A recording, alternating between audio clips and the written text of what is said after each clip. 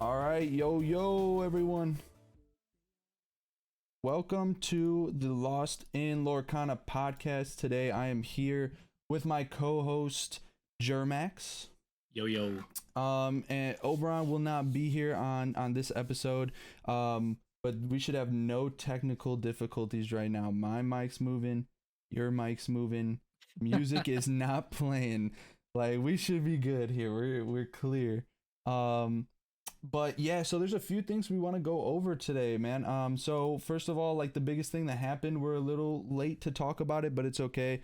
It's interesting nonetheless. Is the results from the last pack tournament, the 2K tournament on like the day before Easter. And so just kind of want to go over a couple decks in there and see what we think. Obviously we want to go over Order 66 if you haven't heard what that is by now. That is the winning deck of the 2K. Some drama behind it maybe, and then we want to go over the health of the meta. Where is it at? Do we think it's good? Do we think it's bad? What needs to change?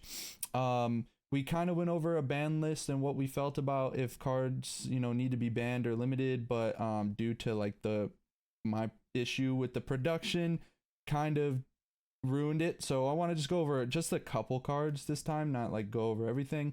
Then something interesting, we're getting to a point where we have we're getting a lot of cards, a lot of sets are coming out. Eventually they're gonna have to figure out what kind of rotation they're gonna be doing, if any. So going over what we think would be best for Lorcana as far as rotation, and then finish it out with what we think would be the best deck, like the best decks right now if you are someone going into a tournament and you're looking for something to play for these championships or the challenges, whatever the case is. So let's start off with going over some of the results from the pack, the 2K. One deck I want to go over that I was interested in, and I know you were too because you started to test out, it's actually Speci's deck, his green steel deck. It's kind of like a mix of cheese, but then also you get some good draw from the Prince John. And whereas before in some cases when you were trying to play like a cheesy deck that makes your opponent discard, you're either like going too cheesy, trying to discard too hard and with Prince John, but then you have nothing left, or you're like not playing that whatsoever, and it just feels like green steel was not adding up to what people thought it was going to be. And so this feels kind of like a mix of both, and I played it a couple times just to test it out, and it felt pretty good. But you probably played it more than I did, so overall, what are your feelings on it? What's your take? Yeah, I net decked it. I changed a few cards, but okay. I love it. I think that it has the perfect amount, like you said, cheese with the discard, but it also, once they have no cards, it's not like the deck just dies like some of the other discard builds. Right. That's all it is. I'm a fan. I think that you're going to start seeing a lot more of this. Other than the Beast, I think it's one of the cheapest decks out there. Sure. Don't quote me on that, but yeah. I think it is. So I think that, going forward to bigger tournaments, especially online, because this is a fun deck to play online. There's a difference between online and in person. Mm-hmm. I definitely think that this is going to be on the radar for what you build and what people play going forward. You got to be able to handle this some way or another. Yeah, I mean, I agree with you. As far as like one of the cheapest, between 4 Beast and 4 Ursula, it's not. It's like. Is it not? Okay. It's like $450. Yeah, it's like $450, but yeah, no, I agree. So I really, when I was playing it, I actually was just playing it yesterday just to see how it felt. I was really liking the combo of the Cursed Merfolk Flynn Rider into Prince John. It's just like, okay, well now you have to get rid of it with some sort of steel, but I can even just do Cursed Merfolk and then do Ursula and get rid of like a Storm Ray John, so you can't just get rid of it with something like that. Obviously if you have any non-song removal you can use it, but for the most part it feels pretty good because they're forced to do it. You can't just keep letting them quest for 2, and if you're not playing steel, it's like guaranteed draw if you have the Prince John there. And it's also kind of fun. I mean, I've always thought it was kind of fun, like discard, obviously not to play against, but like having Ursula And then there was a play I made. I think I had Ursula on the board. They had 3 cards in hand. I was able to play Hypnotize, discard 1, and then Sing Sudden Chill and discard their last 2. Yep. And as if that's happening against you, it just feels like impossible to come back. Just about. You need like a whole new world. So yeah, super cheesy deck, but really fun to play. So this is something, if you're interested, try it out, test it out. You could do what Jeremy did, or Germax. And you can like kind of replace a couple things here and there if you want. Just play around with it. But this is, I think, a pretty good base for green steel, and more like set for what green steel should be or is going to be in the meta versus some of the other iterations of green steel. Something that we probably so here we'll start with the blue red bannable Harka. He's also a content creator. He went in with a ruby sapphire, and I don't know about you, but for me personally, I know you haven't.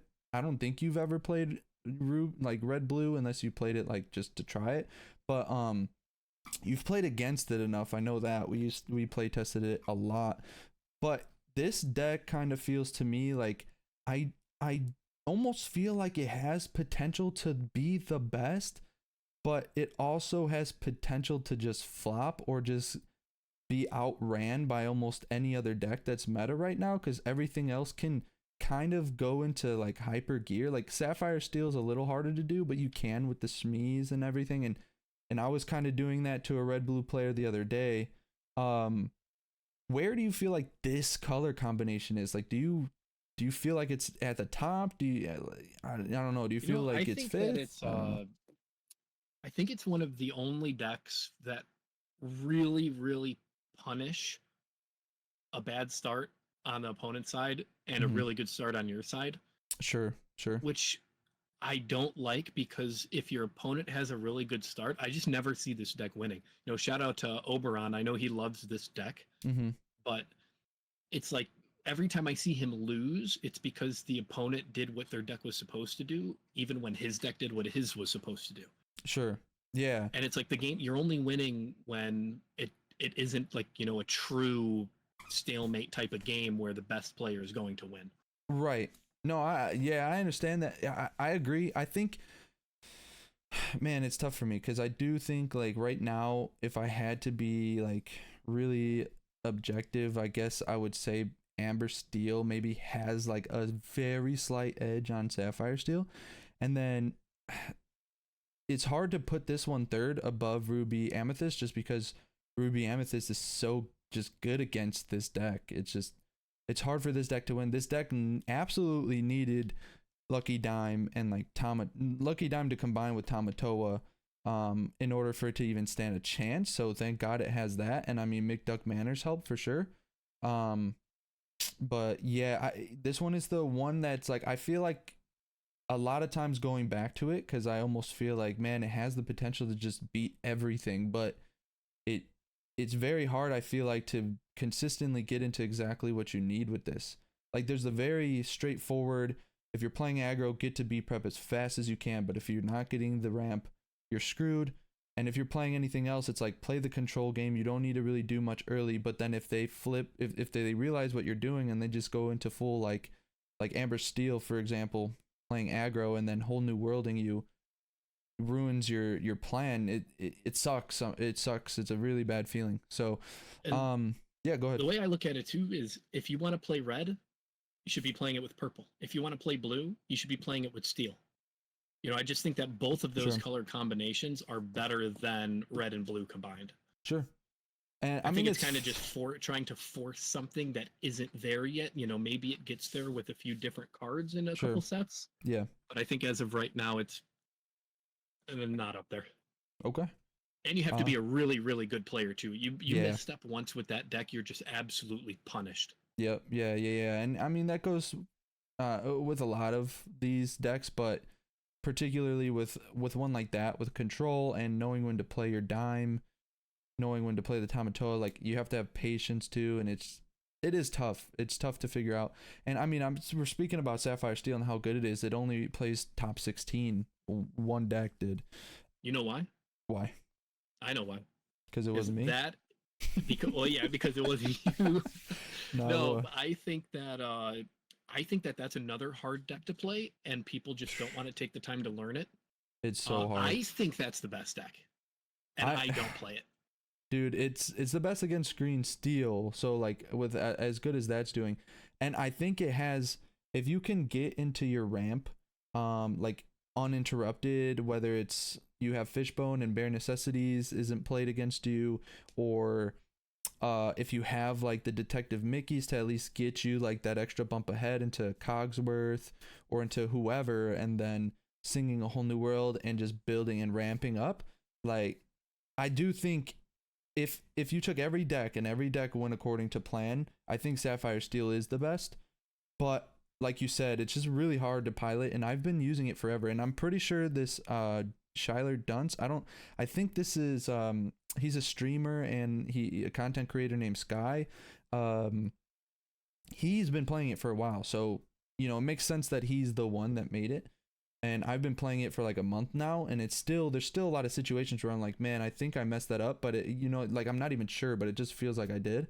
And it's just a lot of reps. But we have to talk about Ruby Amethyst. We just have to. It was the most played in this event, and I believe it made the most of the top 16. For me, it's just tough because what I tell everyone is like, if they ask what deck should I play right now, and like let's say you were just like evenly skilled amongst all different colors or decks, whatever, I think this one is the safest bet. It's the most consistent. I feel like it's very tough. You can get into those hands where you have too many uninkables and whatnot, but I do think it's really tough to get into those hands where like there's never a play for you. There's always something to do with this deck, you know, even as simple as bouncing your 1-drop back to your hand, then inking that to play your 3-drop, and then you just kind of get into that curve really naturally, and it's very smooth to play. I don't think it's really that hard to tech. Now, like, you can't just beat anyone and beat anyone, and based on the results, like, obviously I don't think anyone right now considers this. Well, some people might considers this the best deck. There's a lot of things that are strong matches against it. But I would have to say, like, overall, I think it's the most consistent, and probably aside from maybe some aggro decks where obviously there's not much thinking, it's probably the easiest to pilot. But what are your take? Yeah, I think it's boring as hell too. Yeah, well, you know, it's simple. Like I said, like it's kind of, you know, what you got to do. Now you have options, but yeah, I think it's going to be just continue to be the most played because, you know, not everybody's can be the best.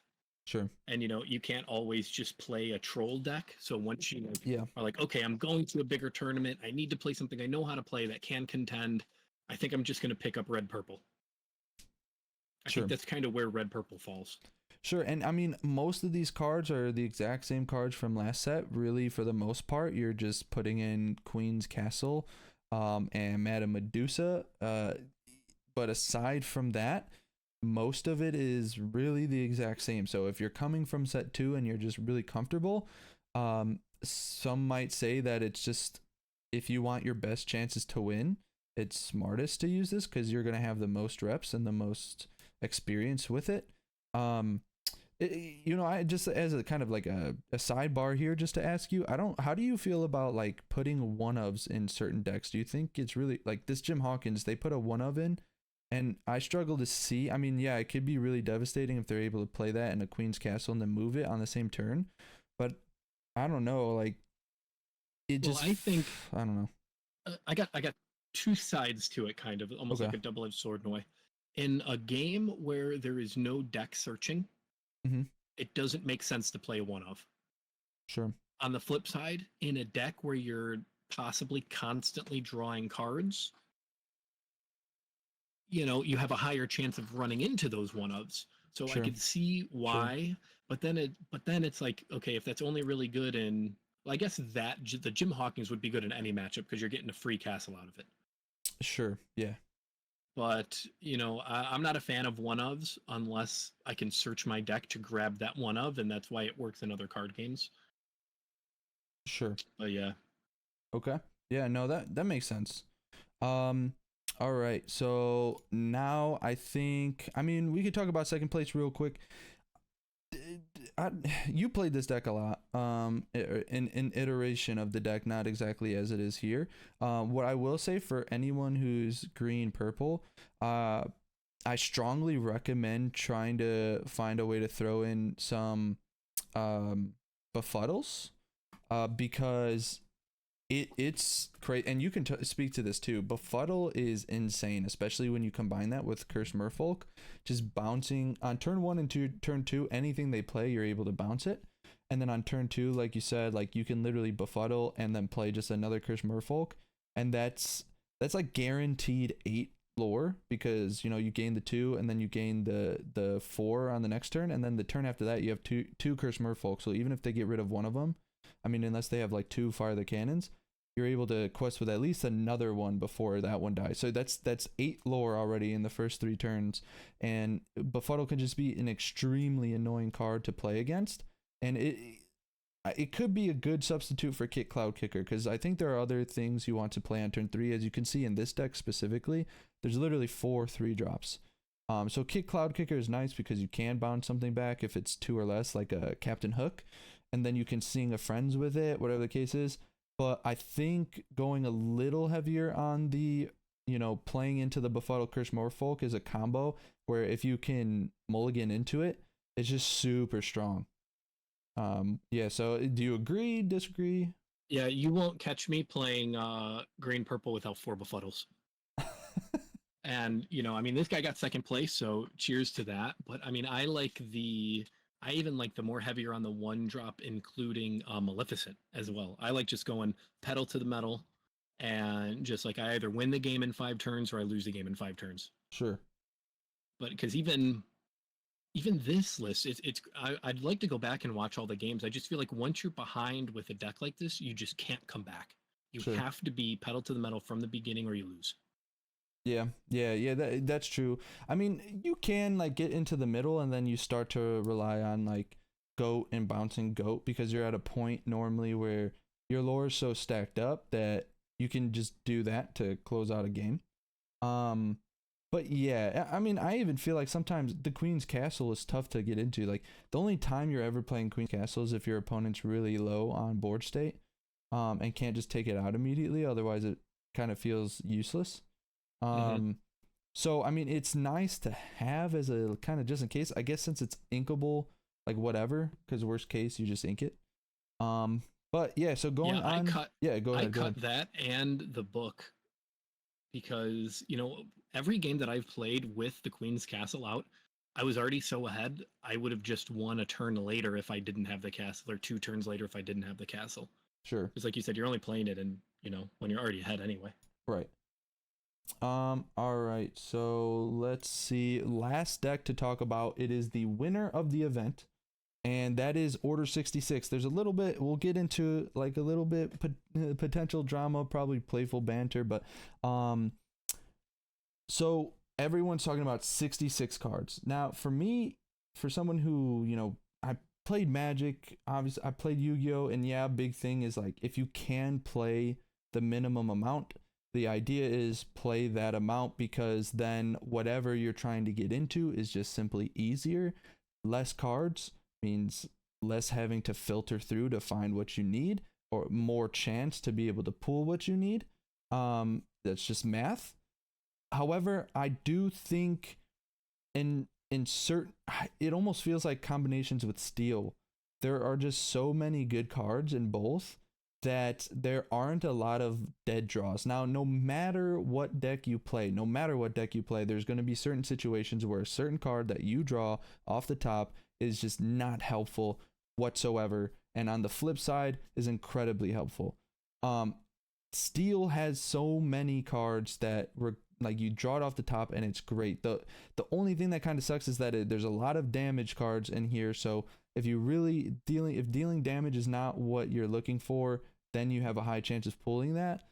But really the idea of this deck is to get stuff on board and to remove stuff from your opponent's board so that you can just quest until you die or get Cinderella out.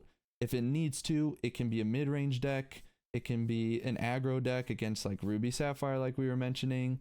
It can be like a control deck. You could play Tinkerbell. You can play the Cinderella and attack things that are ready. Like, there's so much that you can do with the combination of Amber Steel that for me, when I see 66, I'm not someone who completely just acts like there's no way it can work. And obviously DeCandio proved, not only this time but last time, I mean 2 tournaments ago, I don't think he had 66, but he's just an incredible pilot for Amber Steel. And if he decides that the best Amber Steel deck is 66, I'm gonna listen to him, because me too. You know, I don't know what the it results is speak against, for themselves. Yeah, against all odds, it doesn't matter. Like, and even when he played Amber Ruby, like, he's just a great player. So maybe 66 is suboptimal for 99.9999% of people, but whatever DeCandio plays, I'm just gonna trust that he tested it out, and if 66 works for him, then perfect. And there's just going to be a lot of people that try to run this deck and that call it trash because they can't run it, because they do a small sample size, it's not working out for them, and they just think it's trash, or they try to remove the 6 cards. And you know what? Maybe 66 isn't the best version of this deck. No, I don't think DeCandio is saying that, but regardless, this is what he came to. This is what he decided to play, and obviously he was pretty good with it. Yeah, go ahead. One part of the 66 that makes sense to me, I'm looking at the count of everything.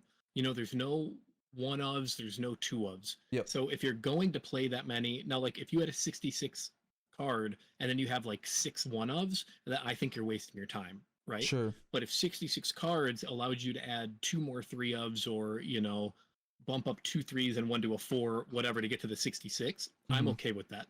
Now, if he had a bunch of 1-drops in here, or 1-ofs, I don't think it would have made much sense. But your game plan is still going to be good when you have the 3 and the 4 counts of something. Sure. And that was the one thing that I took away from seeing his 66 card list, is there's nothing less than a 3-of. True. Yeah. I mean, so, and you can see here there's 42 characters and there's 20 songs / actions and 4 items, which are all Lantern, which I think is a kind of an interesting take, because myself, I was actually kind of doing it before everyone, because DeCandio used his Amber Steel. He didn't have any items as far as I remember. Maybe he had lanterns, I don't remember, but I don't think so. And then, or maybe he did, I don't know. But either way, I tried playing flutes, and I was trying to play that, and I see a lot of people now trying flutes, and so that's where it's weird for me. It's like, is flute better? Is lantern better? But from watching it and from playing this version out specifically, I mean, lantern feels really good. Either way, whether it's flute or lantern, it feels really bad to have in the moments where you just really don't want them. Again, like going back to what I said, where that happens with any card in certain situations. But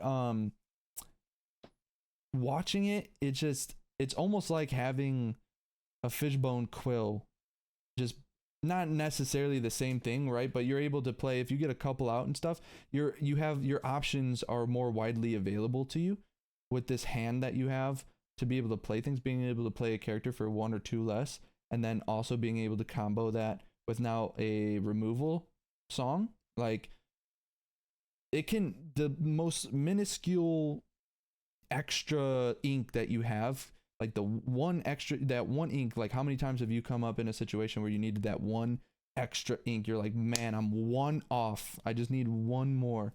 And half this, the like, games I lose.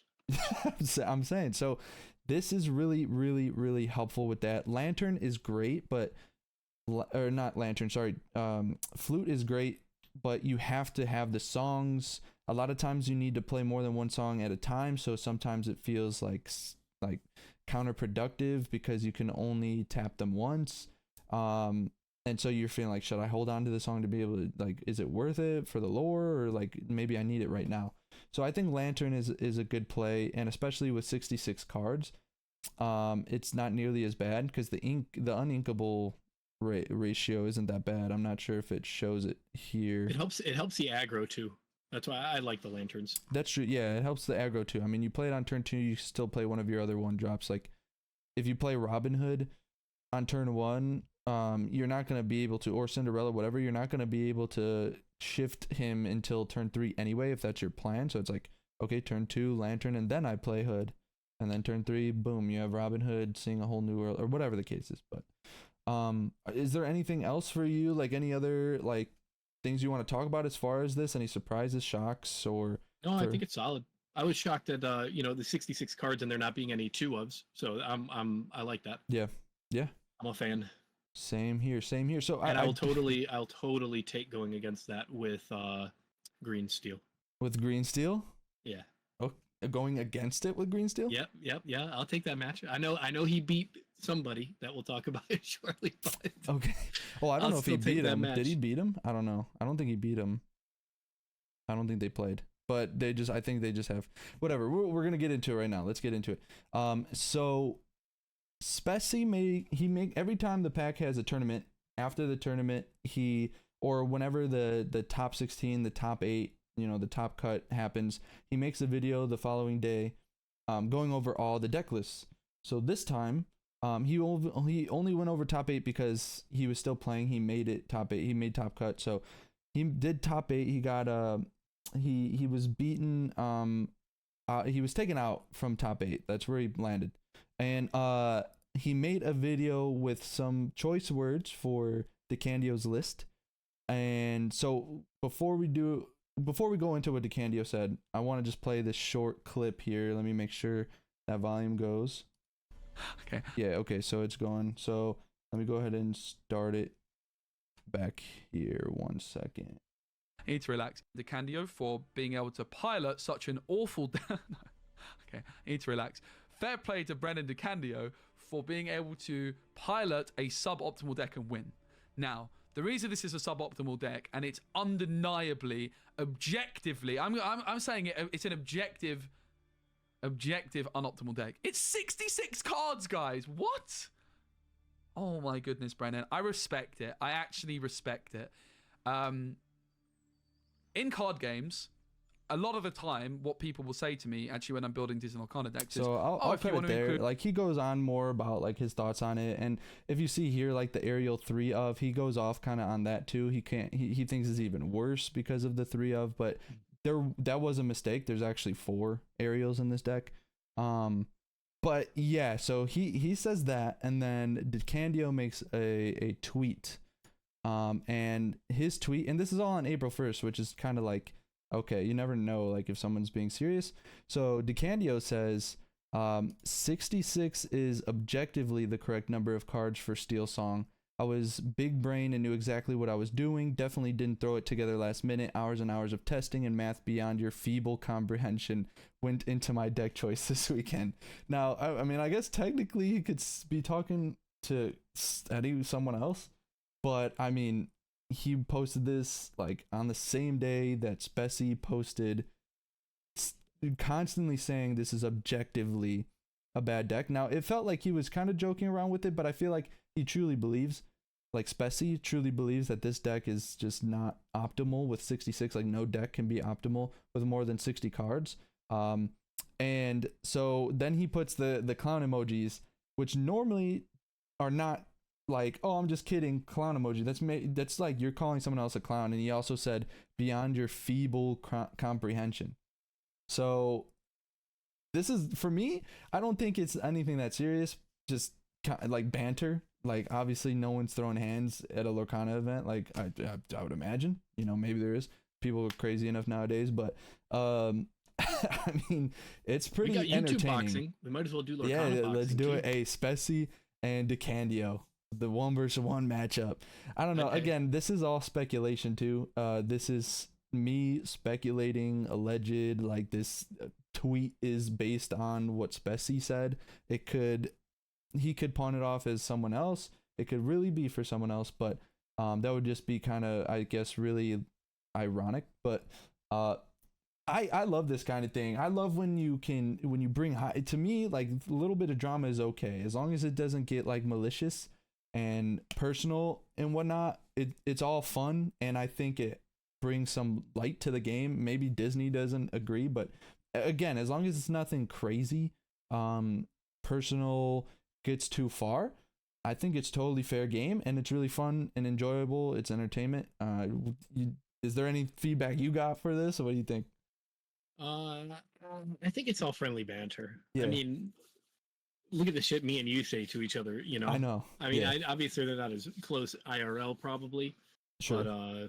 but also, you know, I'd clap back too. That's Yeah, I me, know. You know, in the same tournament, I know that, you know, Speci was already salty because I watched his games live, and the way he lost, it bummed me out too because I wanted to see him go all the way with one of my favorite decks. Yeah.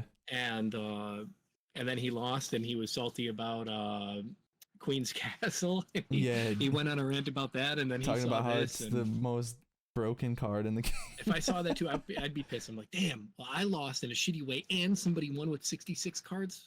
What the fuck? Yeah, so I mean, again, I just wanted to brief over it. I thought it was funny, something to just kind of go over. And they're content creators. Yeah, and so it's. I mean, DeCandio, he made a YouTube. He's not as much, like he streams these events, but hopefully he gets into more stuff because, man, I want to get into his brain. But he does seem like the type of person that's like, keep everything close to the chest, which makes sense. So moving on. So I want to talk about the health, or where we think the health of the meta is right now. So on my screen, I'm not going to play anything from this video, but you should definitely go check out the Forbidden Mountain. I'm subscribed on my other channel. I promise this is not this one. But he goes over meta reports every single week, and really, really great content. And so a part of what he goes over is kind of like how much are people playing of what color right now, and he'll go over like the Pixelborn results that they post and everything like that. But I think this is a little better because this is based off of tournament results and everything. So Rise of the Floodborn was like almost primarily Ruby Amethyst, and I think a lot of people are probably sad that now it's like the same as far as how much is being played. Amber Steel's right there, Ruby Sapphire, which is really cool to see. Ruby Sapphire is like almost head to head with Amber Steel. And then you can kind of see how everything else goes, you know, Amethyst Steel, then Emerald Steel, Emerald Amethyst, Sapphire Steel. And it goes down the list to like this one Ruby Steel pirate deck that was in a tournament at the beginning. But despite what this says, I think the meta is in a really healthy state right now, or a pretty healthy state, I should say. Being able to select from maybe 5 different color combos. I mean, you have Ruby Amethyst, you have Amber Steel, you have Ruby Sapphire, you have, I would say, maybe not Amethyst Steel as much right now. I mean, you can play it and you stand a chance, but I'm going to say Emerald Steel, Emerald Amethyst, Sapphire Steel, and even Ruby Amber. So what's that? 1, 2, 3, 4, like 7 decks right now that you can build, 7 color combinations that you can build and really, really like put up a fight. You know, when we talk Amethyst Steel, Ruby Amber, probably not as much as the other 6 in here, but that to me that makes me feel really good that you can kind of go into a lot of different color combos, find the one that you like a lot and play that and have a good chance at top cut. Yeah, I want to see that list, but when we are only playing 2 games, because I think that deck strategy is going to have to change. Yeah. So yeah, do you think I'm a fan that's of it going to too, be though. If you geared can more build one toward of 7 decks and have an equal chance, right? I mean, you know, that's healthy, and that's what you want in a card game. 100%. And do you think like it's gonna? So what do you expect this to be?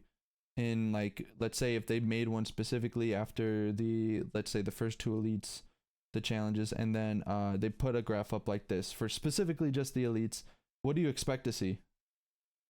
I think there's going to be a lot more elites, as in like the best players. Sorry, the Lorcana Elite Challenge, like the events. Oh, I think that, you know, if people really feel like they need to have a good chance at winning 2 games, I really think it's going to be a little bit more tilted towards the aggro. Mm-hmm. But out of sheer numbers, I think people are still going to rock with red purple, and it's still going to be up there. Sure. And if there's 100 people in a tournament and 99 of them are playing red purple, even if I win with something else, that graph is still going to look exactly the same, even though I might still be running the best deck. Sure. And just like we talked about earlier, I still think that's one of the easiest to pilot, most forgiving, and highest chance of day twoing a big event. Sure.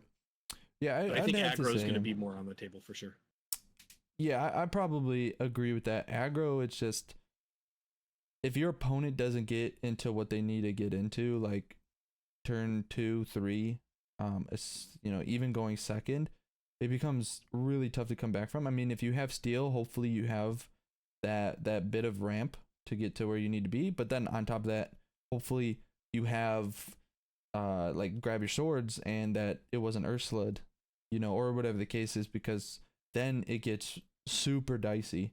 So I do see that the more aggro approach, and Ruby Amethyst, like I said, I think is a more kind of just middle ground. You can take care of aggro with Ruby Amethyst. It's not the easiest thing, especially if you don't get into that card draw, and if you're playing Cursed Merfolks, if you're playing Flynn Riders, it really hurts in Ruby Amethyst to have to swing into that, because most of them right now aren't playing like Teeth and Ambition. So you can get penalized heavily for swinging into things, and if you don't have, like I said, that draw, then it makes it just 10 times worse. But yeah, so we're both on agreement that the health it's in a good place right now. It's in a really good place right now, and I'm happy to see where it's at. So let's move on to something else. So we went over this a little bit, but we're gonna go over it again, just because like the production's good here. And so I think it's fun to talk about the ban list, but it's gonna be less cards this time. Yeah. So the first thing is, okay, before I know you have a take. Okay, so what should I say? I know you have a take. I want to say, we'll say this first. I'll give my opinion on A Whole New World, because then you can go and have the floor with just the totality of what you think. So with A Whole New World, a lot of people want this banned, or at least limited. I don't think it needs to be banned or limited. But if we did have a structure kind of similar to Yu-Gi-Oh, where they have a ban list, a forbidden list, like limited, semi-limited, and they dropped it to like you could only have 2 of, I guess that's fine. That I think that kind of ruins a lot of steel decks, especially right now. Like you almost have to have Amethyst Steel so that you have your draw somewhere. This is like a guaranteed draw 7, and so for a color that only has Beast Mirror and I don't know what, Ransack, which you're not even gaining anything from that. You have Simba and Cinderella, very limited draw, and not super efficient draw. Like this is really what it can do, and it's also just not overpowered. It's uninkable. When you play it, when you have to hard play it, it's very rare that it's in your favor when you have to hard play it, unless you have just unlimited ink. Even if you do play it, it's not like you're guaranteed to win.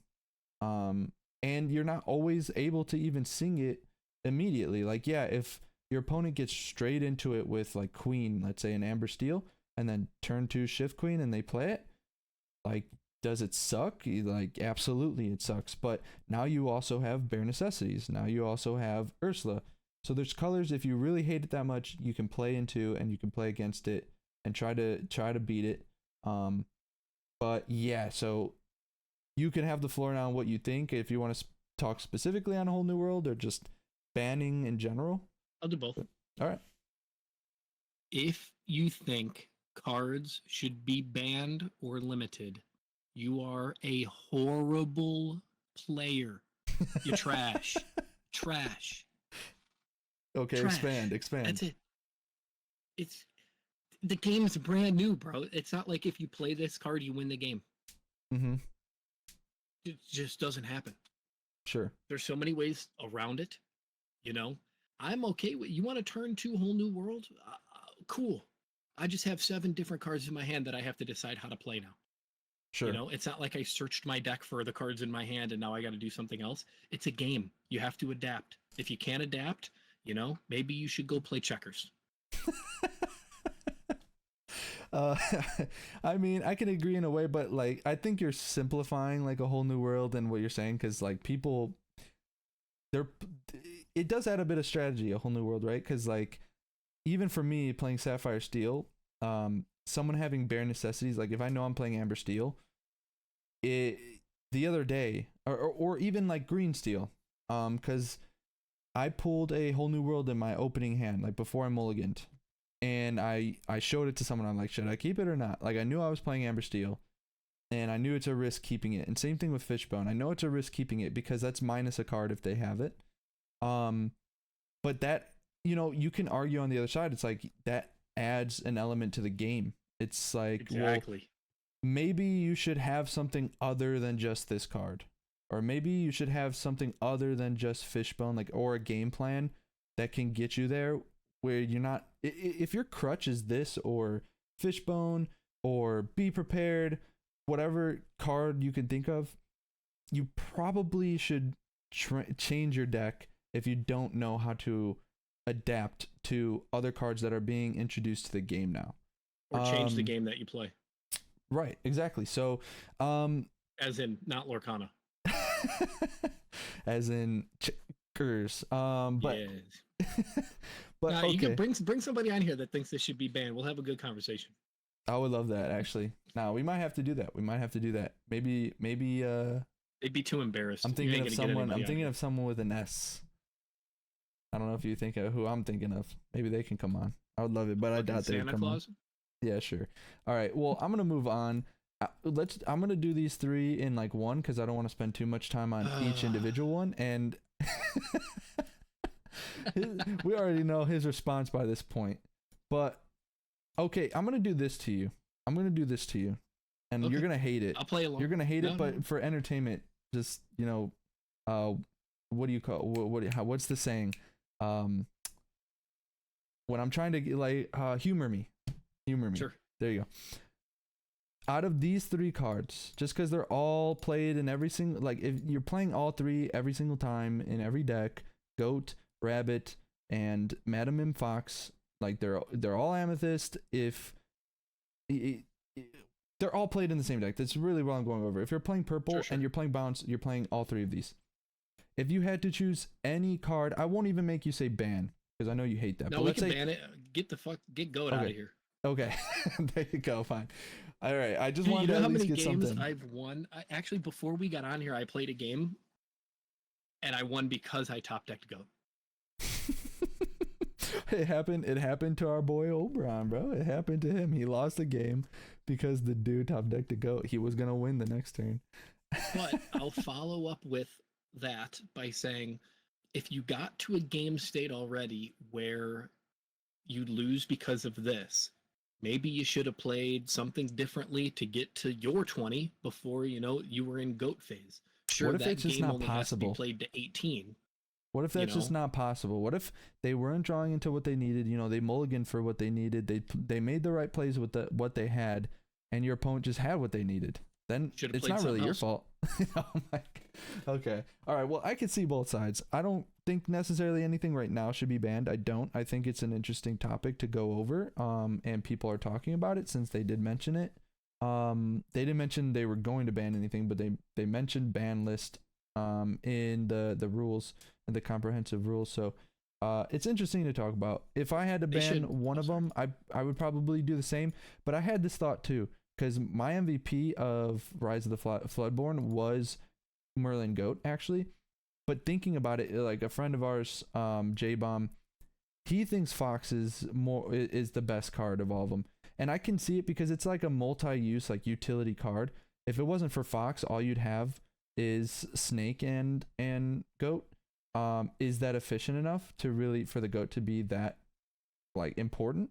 But on top of that, like Madam Mim Fox just has Rush. And so like you can like play it with any of your other bounce and gain whatever ability. For example, a lot of people are using it now with Crab.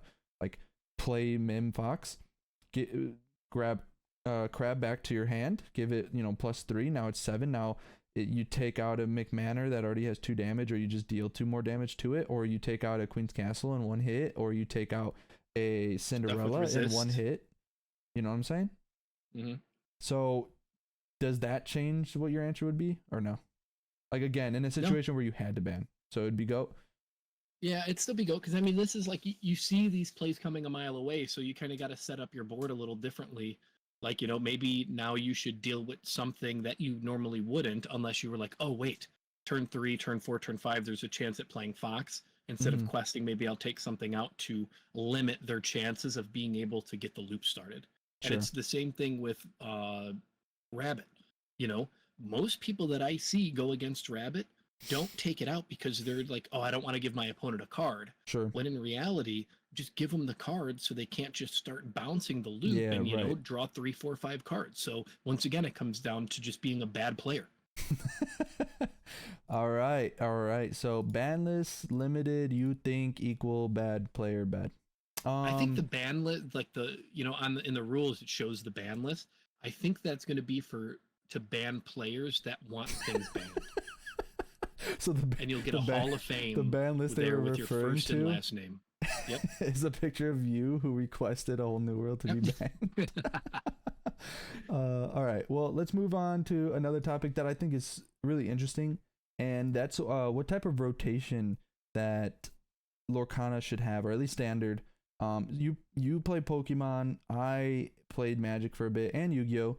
The difference is, for Yu-Gi-Oh, it's talking about the main format, not like GOAT or anything. There's a ban list. Things are limited, semi-limited, and just forbidden, just straight up banned.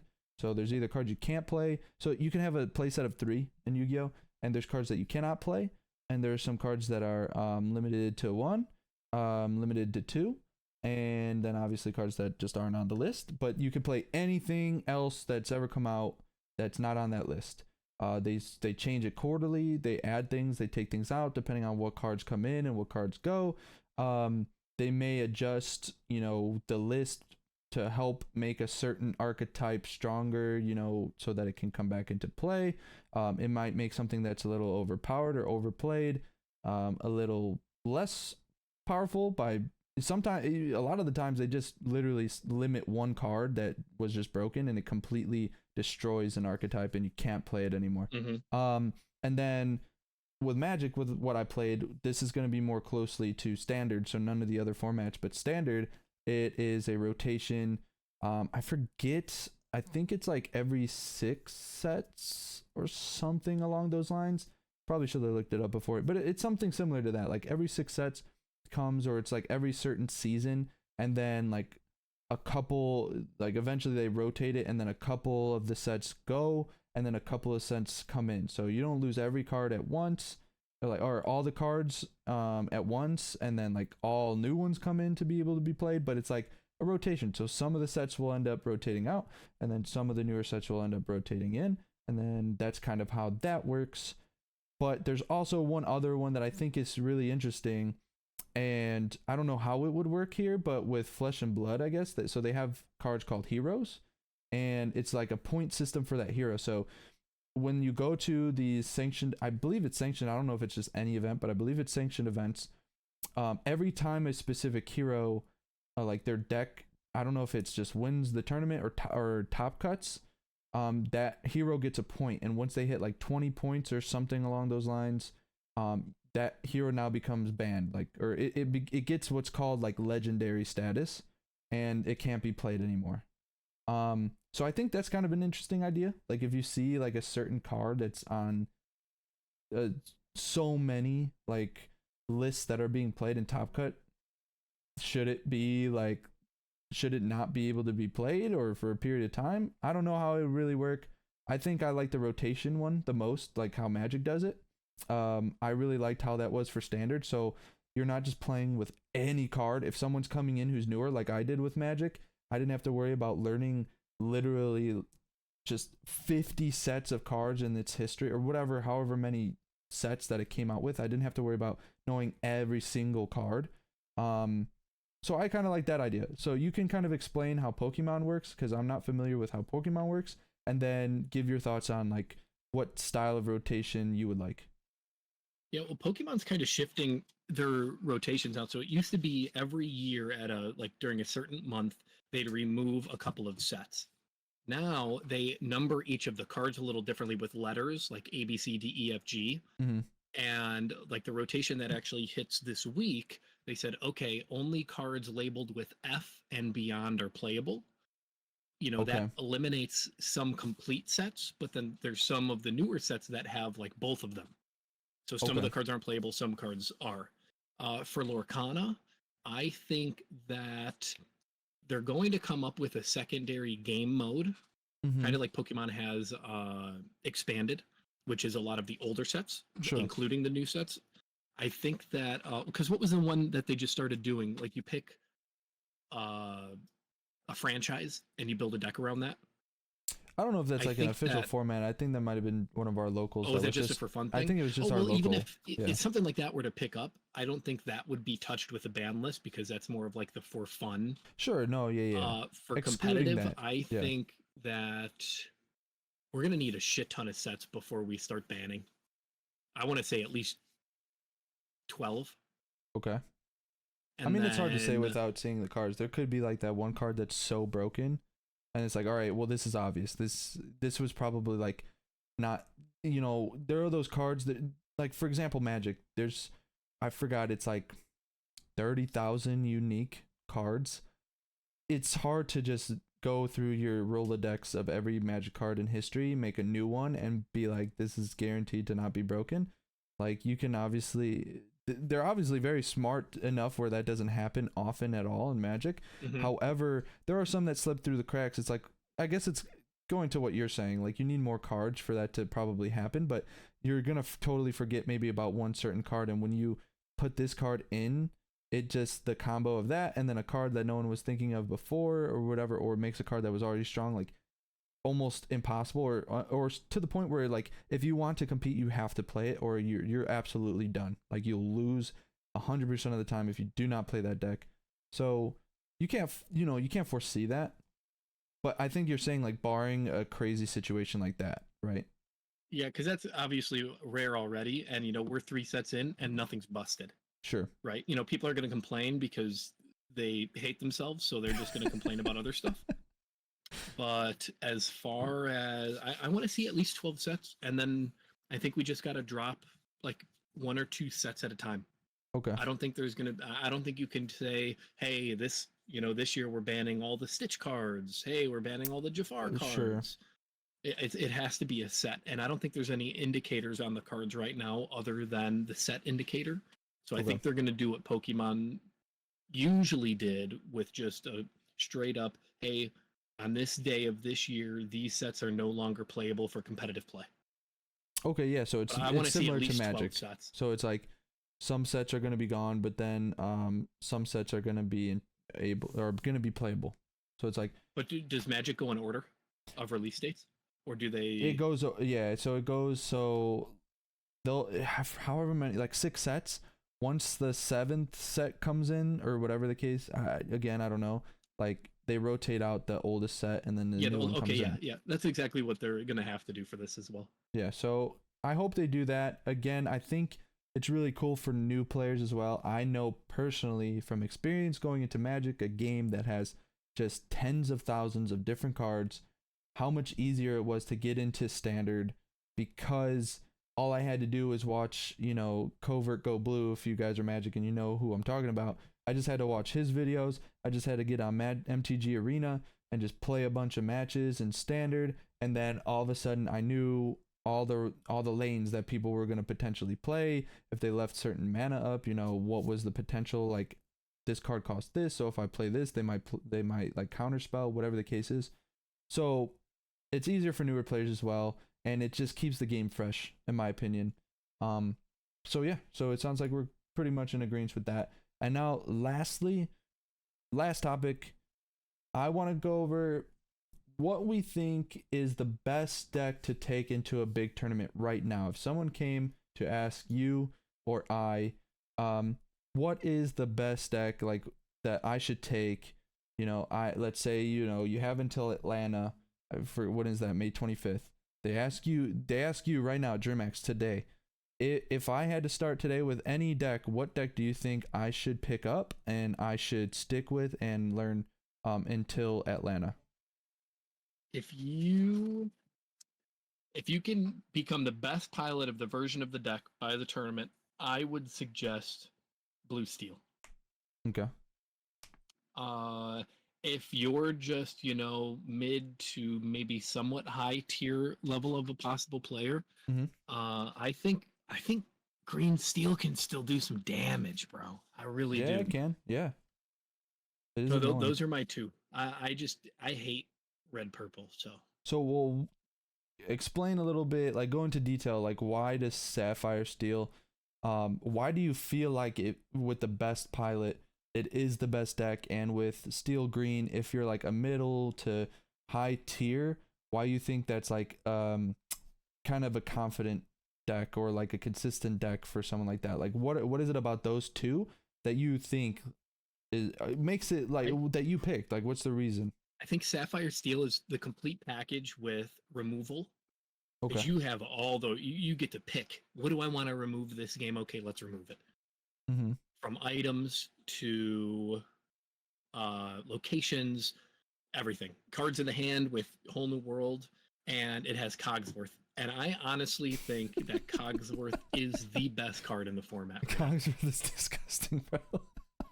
So just as a side note right now, I was like, I don't know if anyone else gets into a position where like you don't really think something out, and as you're explaining it to somebody, you like really start to realize how crazy like the thing is. And I was doing that with Germax the other day. I was messaging him thinking about like, dude, if I play 2 Cogsworth, like the only way to kill Cogsworth right now is like be prepared and like non-targeted removal, right? And I'm not talking about like, oh, I gotta swing into Cusco and Cusco banishes me. I'm not talking about that. I'm talking about like full on like Cogsworth's on the board, you gotta deal with Cogsworth. You have literally Lady Tremaine if you happen to be able to get, only Cogsworth on the board, and you have Be Prepared. What was that? Not gonna happen. Yeah, so exactly. So and then you have Be Prepared, and then if you have 2 Cogsworth, you need 5 Grab Your Swords. Which I don't know if you're listening to this, you probably know. If you don't, I don't know why this is the first video podcast you're watching, but thank you by the way. But you can't have 5 Grab Your Swords. You can only have 4 of any card, and it's nuts to think that you can't even use a set of Grab Your Swords to kill a Cogsworth. And on top of that, any other card you have on the board, all 4 of those Grab Your Swords that you use to get Cogsworth to 1 health doesn't deal damage to anything. Nothing. Yeah, busted. It's 8 damage that's just not dealt. Cinderella can hit you though, right? Cinderella can hit you. If you sing a song and you play Cinderella, it can hit you. Because you're not targeting like a spell. Is it a one shot? How much does she do? I can't off the top of my head. She's a 5/5. So she kills Cogsworth. It happened to me before. Does Cogsworth have 5 HP? Yeah. So once you get 2 out though, then they're just fucked. No, yeah, it's over with. If you can get 2 Cinderellas out and then you play a song, like then it's over with. Yeah. But I mean, if you're at that point, you were gonna lose anyway. Dude, and you pair that with the removal, and then you go Cogsworth, and then the next turn you go into Tinkerbell. It's just like, what do you do? I did, bro. I can't. I don't know. It's kind of nuts. But what draws you to, other than your slimy figure yourself, what draws you to green steel? With a best of 2 format, or not best of 2, but needing to have a couple rounds where you go 2-0 in order to even consider making day 2. I think just this gives you a really, really good chance to A, take advantage of bad starts from your opponent, and B, if this deck plays optimally, and the other deck does too, you still have a really good chance of just dropping everything and questing, and they just can't deal with it. Yeah. I don't even like the version that you pulled up. Yeah, this one deck did better. Yeah, I'm not a fan. I don't know. I'm not a huge fan of Daisy Duck just because she's slow. She's easy to get rid of. It is Trash. annoying. Like, you do have to get rid of her. It's one of the. It's like the mentality that people bring up to me when they're talking about Beast, or you're talking about Bell. It's one of those cards where it's like, oh well, you know, if you play it, they have to use the removal on it, and it's like, okay, well, I've played a million games at this point, and I've played a million Beasts, in every steel deck that I've played, and he gets removed, and they always have removal for the next thing that I play after him. He's never like just the guard, like what would you call it, like the body that you use to guard yourself. Like, he's gone, and then I play something else, and then boom, they're gone again too, because they just have the other removal for the other thing. So with that mentality, I mean, I guess sure, like, it's a target you got to get rid of. Now they can't get rid of something else. But I tried the version with Daisy Duck, but there's so much other removal in the deck that by the time you're actually utilizing Daisy Duck, they don't have any fucking cards. True. Or like Friar Tuck is the same kind of situation. He's just like a bigger body, which is nice. Yes, I like the bigger body. I do play him. I do kind of like the Mothers Know Best a couple, because that can help you in a situation where you're losing board state. And in this deck, you know, if you're losing board state, it's really hard to win just in general, unless you're so far up already. Yeah, double singing Mother Knows Best is kind of busted too. Yeah, so that is nice. So basically, from my opinion, if you had to take the best deck, if you came to me, it was like, what's the best deck? What should I play? My thought would be, first of all, any deck that you're playing or that you know, and that you enjoy, stick with it. There are going to be certain times where you're like, man, I don't know about this deck. You know, you go into a local one day, you go 3-0. I've seen this a million times, and I felt it myself. You go into a local, and with good players, obviously, you know, like certain players that are good, and you 3-0, and you're like, I love this, like, this deck, it feels so nice. And then you go to another one, and you 1-2, or, you know, you 0-1-1, or whatever, or sorry, not 0-1-1, like 1-1-1, or something like of that nature. And then you're like, man, like, I don't know, I think I need to use something else. I'm just not a huge fan. Don't be in that mindset as much as you are like, how did I play those matchups? If I were to use this deck, what would I do differently? And if everything in your mind that you think of is like, anything else I did, I probably would have lost. You probably should just not use that deck. If you think like the one thing you need to get into, or like it's a combo deck and it's being easily maneuvered around, and you can't figure out any other way to adapt, then you shouldn't play it. But if I had to choose, again, best piloted, I would say probably Amber Steel or Sapphire Steel. And again, if you're taking my advice right now, I'd say pick one of the two. You know, test out both of them. You gotta tell them. I gotta tell them. I gotta hand them. All right, fine. You're putting that into me. All right, fine. Well, I would say. It's so hard. God, I want to win the tournament. Dude, I need 60 cards. It's so hard to not say Amber Steel. It's so hard to not say Amber Steel, and I feel like I'm not dumb. Just because, man. We don't judge okay, fine. Man, I will say Sapphire Steel. And it's probably biased because I'm playing it and I'm loving it right now. And there are certain situations where I'm like, man, I'm in just a really bad situation. But I've not played a deck since... I've not played a deck set 1, 2, or this... And I've been playing all through every single set. There's not been one deck that I've played, tested, and I've gone through multiple different decks that I have felt as good about as this Sapphire Steel when it gets into its thing. And when it's not, there's a lot of times where it hurts, no matter what you're gonna, but that's the mindset that like I'm in right now. It's like, I can switch to Amber Steel and try that. I can switch to this. It might be like easier to play, but if I genuinely feel like Sapphire Steel is the best, which right now I do, I think it can beat anything. I had to kind of make my mindset like, if I lose, like, sure, there's going to be the game, like one game where I literally did not draw or was not able to, like, through a mulligan or anything, play a card until turn 5.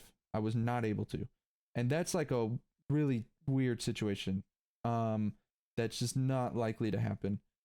So I have to put myself in a position where either that happens, or two, in most cases when I lose, you know, I can say like, I didn't find this card or I didn't find that card, but like, how did I play that matchup? How should I have played that matchup? And if I was a better player, like, could I have won that game? Genuinely, like, being honest with you, got to be honest with yourself, man. Like, you can't sit here and just, you got to see the results. If you're not going 3-0 every single week, even if you are at locals, you know, it's locals. If you're not winning every single tournament, and even DeCandio, he's talking about how many hours he's putting into playing these decks. He's obviously like he's plays like top 3 at every, I guess he got top 16 at the last event, but he places top 8, top 5, top 3, like all of these tournaments. Same thing with like Zach Bivens, but they're still going out making adjustments because they know that regardless of how much they're topping, it doesn't necessarily mean that one, they're the best, or two, that if they are the best, that they're going to be there forever. So they have to adapt. And so that's the mindset you need to go in. So I would say Sapphire Steel, but my biggest advice would be stick with what you have. When you lose, try to actually consciously, if you got to wait until like the steam runs out and you're like no longer mad and you no longer feel like quitting Lorcana and then you're back in it, then wait until then, and then sounds familiar. Yeah, and then think about that matchup, like, and be honest with yourself, man. I had to learn a lot with Sapphire Steel, bro. What'd you say? Sometimes you do hit your shit matchups, and it's just it's gonna happen, bro. It's gonna happen. There's games where, you know, there's a lot of people that make it to the end, and you're like, how did they make it to the end with that? And then you see the journey they went through, and you're like, oh, they literally passed up their worst matchup every round. So it happens, and it vice versa, it happens. I remember when I went to that fake guaranteed D23 Mickey tournament, and I decided what's up? Oh yeah, when we went to that one? Oh, did I say when we went? Yeah. When we went, and I brought Amber Sapphire. I thought it would be fun, and I was playing Amber Steel the entire set, and I just decided I thought it would be fun. And you know what? Based on like everyone's playing Ruby Amethyst, everyone's playing Amber Steel, Amber Sapphire, you know, it can match up. It just, you know, DeCandio actually, he piloted it. Him and a couple of his other guys in his group at one of like the first huge event that went on. And I was like, all right, cool, I'm gonna run it. I played nothing but aggro and green purple, which is just my worst matchup. And it's easy to go into an event like that and just think like this deck sucks. But again, at the end of the day, when you lose, think back on it. You know, should I have, you know, for me, a lot of the time it's like, should I have, you know, kept, did I need Fishbone to win? Should I have kept that? Was that important? Should I have a whole new world there? Should I have waited a turn? Should I have done it a turn earlier? Should I have focused on more just like card draw and not worried about a whole new world and just make them mill their hand, and then I play Hiram? Maybe it's a more Hiram focus. Like, these are all thoughts that have gone through my head for me and me trying to figure out matchups. And so at the end of the day, yeah. So my answer is Sapphire Steel, but whatever you do choose to play, stick with it, get the experience with it, and instead of thinking this deck sucks because you went 0-3 one day, or you went 1-2, or whatever the case is, if that's consistently happening, maybe it is you and you got to just figure it out. Yeah, go play Star Wars. Maybe, I don't know, but I'm not trying to be like discouraging, but you know, you can obviously get better. But yeah, just start thinking of the game in a different way, and you'll get better at your deck. I promise you, your deck, you'll just be better and a better pilot, which is ultimately what you're trying to do. You're not trying to have the best deck, you're trying to be the best pilot. And that's what DeCandio obviously shows. And so try to be like him. Try to figure out what it is that you're gonna play and be the best at that thing. But that is all that I have to say. And that's all the topics that I had for today. Did you have anything else you wanted to talk about? No, I just beat Amber Steel though. All right, guys. Well, appreciate you hopping on this iteration of Lost in Lorcana. It seemed to run smooth, so this should also be on YouTube. So if you are watching this on YouTube, definitely hit the like, subscribe button. Put put in some comments or questions that you would like to be answered on the next show. And if we get any questions, we'll ask them. And we'll go over what we think, me, Germax, and if Oberon can get on. But yeah, other than that, again, hit subscribe, notification button, so you know whenever the videos come out. And I hope you all have a great day. Peace.